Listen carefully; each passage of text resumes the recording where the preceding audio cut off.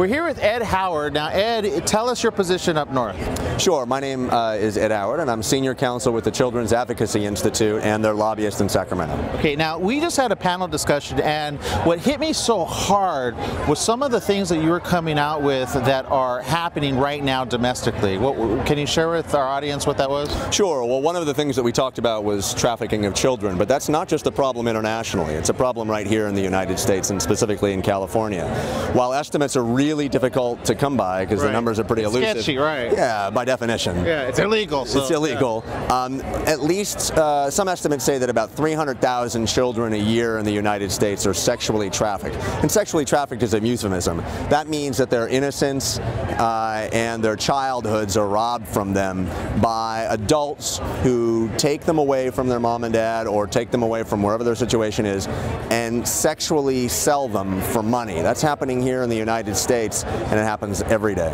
And that's, I think, the part where it got me really hard. But then the other part, which was the difference between a victim and what did you call it? A perpetrator. So one of the challenges in talking about sexually exploited minors, commercially sexually exploited minors in the United States is that our laws haven't caught up with the way that we talk about it. And a perfect example is the following. If a 47-year-old man, if I had sexual relations with an underage girl, everybody immediately understands that I'm the bad guy, I'm the perp, and the girl is the victim. The girl, by dint of state law, is not allowed to consent to that, even if she freely does concede to it. Just as she can't enter into a contract before she's 18 years old. But if that same man and that same underage girl perform the same sexual relations act, same sex acts, but the guy leaves money on the table, all of a sudden she's a criminal. All of a sudden she's mature enough to be able to be held criminally responsible for her actions. It makes completely no sense. The girl is a victim in either circumstance, but from time out of mind, we've treated the girl as a victim in one instance and a perpetrator in the other, and that has to change. The way it's written, and laws do change. Now, help me out as well, because again, sometimes people think that the teenage victim or of it is, you know, I think you said like the average, people think 17, 18. The average age actually is what? The average age for the girls when they start doing this is anywhere from 12 to 15. These are not traditionally girls that are simply passing for 21 and they're kind of on the margins. When they start doing this, when they start being exploited, it's at a really young age. And a really shocking fact about them is it's not just sort of the runaways. Right.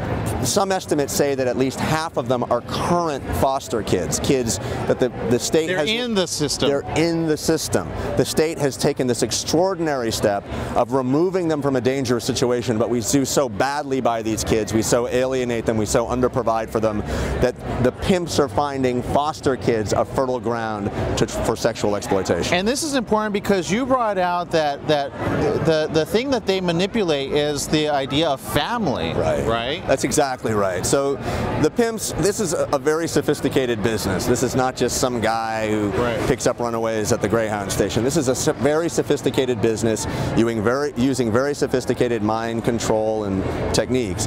And the thing that they exploit the most, which makes this even worse than you could possibly imagine, is the yearning of these young girls for a family because they haven't had one. And so they manipulate this childlike yearning for community and for family, and that's the hook that they use to get them into selling their bodies. And the reason you say even girls is because 98%, 98% of them, 98% of sexually exploited minors are girls. Okay, so you know, you mentioned that because of films like this, the film that came out, you know, it helps put a face to it, whereas when we talk numbers and statistics, sometimes that doesn't motivate. But you're saying to the audience that can tell the story to do what? Oh, make more art. Yeah. As an advocate in Sacramento or an advocate in court, every day I feel the inadequacy of my own sales job, essentially. I can't communicate. I can communicate the raw facts. I can tell a story about a crime has taken place. But there's no amount of advocacy that I can do that can adequately communicate the crime of robbing an innocence from a child. And that's the role of art. Well, we hope we can make a difference. And what can they do in general to get information, about some of the stuff that you're saying? What can they do? Go to www.childlaw.org, which is my organization's website.